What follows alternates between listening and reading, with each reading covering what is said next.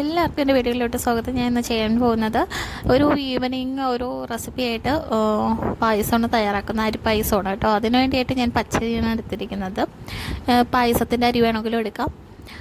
അപ്പോൾ ഞാനത് നന്നായിട്ടൊന്ന് ക്ലീൻ ചെയ്തിട്ട് കുക്കറിലേക്ക് ഇട്ട് കൊടുക്കുകയാണ് കേട്ടോ. ഇത് ഒരു കപ്പോളം ഉണ്ട് അരി. കപ്പെന്ന് പറയുമ്പോൾ കപ്പിലല്ല ഞാൻ എടുത്തിരിക്കുന്നത്, ഒരു ചെറിയ കിണ്ണത്തിലാണ് എടുത്തിരിക്കുന്നത്. അപ്പോൾ അത് വെള്ളം ഒഴിച്ച് നന്നായിട്ടൊന്ന് കുക്കറിൽ വെച്ച് നന്നായിട്ടൊന്ന് വേവിച്ചെടുത്തിട്ടുണ്ട്. ഒരു 5-6 വിസിൽ വരെ ഞാൻ വേവിച്ചെടുക്കും കേട്ടോ. കാരണം പച്ചരി ആയതുകൊണ്ട് കുറച്ച് സമയം പിടിക്കും അത് വെന്ത് കിട്ടാനായിട്ട്.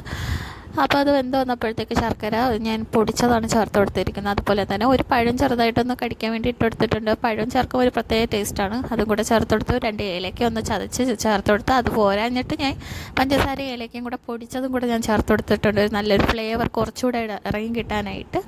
പിന്നെ അതിലേക്ക് തേങ്ങ തിരികെ ചേർത്ത് കൊടുത്തിട്ടുണ്ട്. പിന്നെ അണ്ടിപ്പരിപ്പ് മുന്തിരിയും ഒന്ന് വറുത്ത കോരിയും കൂടെ ചേർത്ത് കൊടുത്തിട്ടുണ്ട്. അപ്പോൾ മുന്തിരി ഇതാണ് ഇട്ട് കൊടുത്തിരിക്കുന്നത്. പിന്നെ നെയ്യും കൂടെ ഒന്ന് ചെറുതായിട്ടൊന്ന് തൂയി കൊടുക്കുക. അപ്പോൾ നമ്മുടെ പായസം ഇവിടെ റെഡിയായി വരുന്നുണ്ട് കേട്ടോ. ഇത് ഇങ്ങനെ കോരി കുടിക്കുന്ന പായസമല്ല, നമ്മളല്ലാതെ എടുത്ത് കഴിക്കുന്ന പായസമാണ്. അപ്പോൾ ഈ ഒരു റെസിപ്പി എല്ലാവർക്കും ഇഷ്ടപ്പെട്ടെന്ന് വിചാരിക്കുന്നു. അടുത്തൊരു വീഡിയോ ആയിട്ട് മറ്റൊരു റെസിപ്പി ആയിട്ട് കാണാം. അപ്പം ഞാനിതെന്തായാലും കഴിക്കാൻ പോവുകയാണ്. നിങ്ങളും ഇതുപോലെ ഉണ്ടാക്കി കഴിക്കുക കേട്ടോ. Thank you.